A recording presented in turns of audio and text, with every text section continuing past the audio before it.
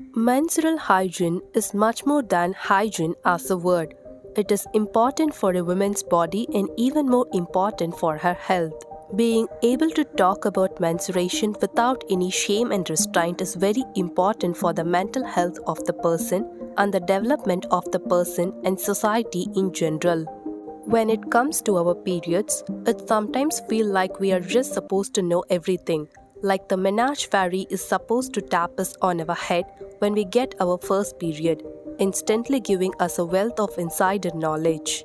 Well, the truth is there is no wave of magic wand that makes you an expert on menstrual hygiene. This means you probably have a lot of questions about how to have a fresh, healthy period.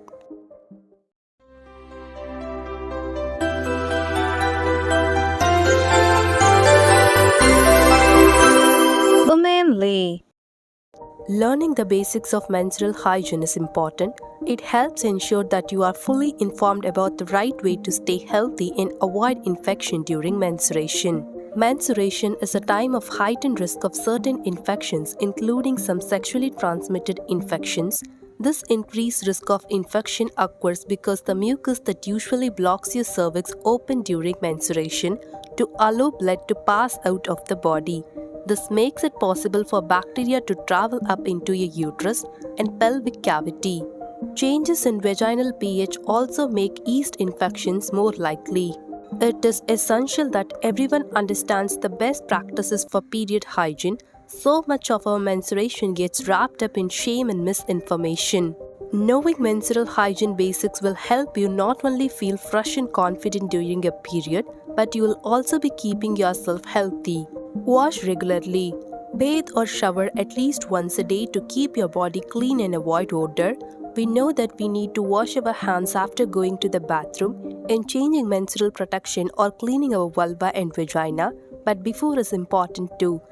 Think about how many things you touch on your way to any given washroom. Wash the right way. Because your vulva and vagina are more sensitive than other parts of your body, they require a different kind of wash product. Always wash externally and never use normal body soap or body wash. Avoid douches or shampoo on your intimate area, which can upset your natural flora and acidity.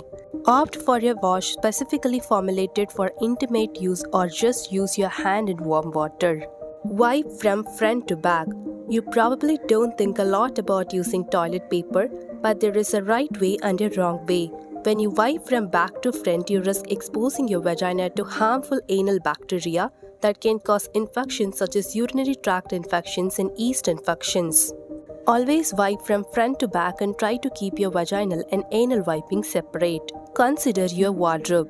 Avoid clothing that is tight between your legs or fabrics that don't breathe. Yes, we are talking about synthetic yoga pants. Wearing clothes close to your vulva can cause increased moisture and heat that can also irritate your skin. Wear cotton underwear and loose-fitting clothing to stay fresh and dry. Change pads and tampons often. Continual use of the same sanitary pad or tampon increases your risk of infection and toxic shock syndrome. Prolonged exposure to damp sanitary pads can also irritate your skin, which can eventually become broken and risk infection. If you are avoiding changing your tampons or pad because they are expensive, look in your community for free or discounted period products. Sometimes your school doctor office, food banks, or other community organizations will help you get access to the products you need. We all get caught with no supplies sometimes, so no shame in asking for a little help. After you learn all these, make sure you follow all these hygiene points and subscribe us for more such useful contents.